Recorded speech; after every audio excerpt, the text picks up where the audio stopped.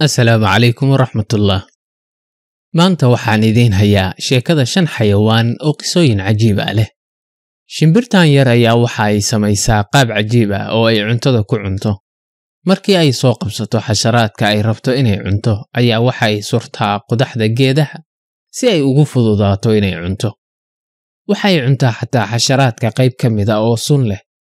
Muddo marmar gaaraysa maalmo ayay uga tagtaa iyaga oo suran qodaxda si kulka qorraxdu uga saarto sunta oo ay hadhow si caadi ah ku cuni karto. Diinbadeedkan ayaa waxa uu yahay noocyada diinka kan ugu weyn. Dhererkiisa ayaa waxa uu gaaraa 2 mitir, culayskiisuna 900 oo kiilo. Diinbadeedkan ayaa qoloftiisu adkayn oo ay jilicsan tahay. Waxaa Ingiriiska lagu dhahaa leatherback turtle ama dhabar maqaar. Haddaba diinkan ayaa waxa uu afkiisa iyo dalqadiisa ku leeyahay ilko aad u fara badan oo loogu talagalay in waxa uu ugaarsado aysan awood u yeelan inay afkiisa ka baxaan.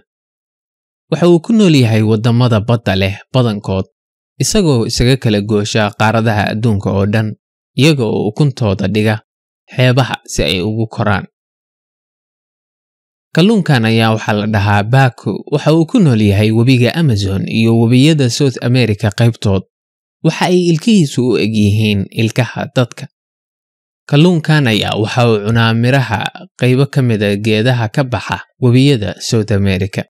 Haddaad u malaysay in xayawaanada naasleyda ah kaligood ay caano soo sii daayaan, waad khaldantahay. Waxaa jira 3 nooc oo ka mid ah shimbiraha oo goortay ilmahooda korinayaan caano yeesha. Shimbirahan ayaa waxaa ka mid ah qoolleyda oo maalmaha u horeysa ilmaheeda caanahaas siisa. Shimbirahan ayaa waxa ay leeyihiin hormoon la dhaho prolactin oo kontaroola soo deynta caanahaas. Waana isla hormoonka kontaroola caanaha ay xayawaanada naasleyda ah soo sii daayaan. Yaan laba la isku khaldin, arrintan ma aha cunto ay shimbirtu soo cuntay oo ay burburisay si ay ilmaheeda u cunaan. Waxa ay ka yimaadaan xubin Ingiriiska lagu dhaho crop, Carabigana lagu dhaho xawsala. Xubintaas ma aha caloosha shimbirta, laakiin waxaa loo adeegsan karaa in cuntada lagu kaydiyo. Haddaba 2 maalmood ka hor intaysan shimbiraha yaryar aysan ka soo bixin ukunta, ayaa qoolleydu waxa ay bilaabaysaa inay caanahaasi soo sii dayso oo ay kaydiso. 10 maalmood oo u horeeya ayay caanahaas afka ugu shubaysaa ilmaha yar. Marka uu awood u yeesho inuu cuntada kala cuni karo, ayay qoolleydu joojisaa caanaha ay samaynaysay.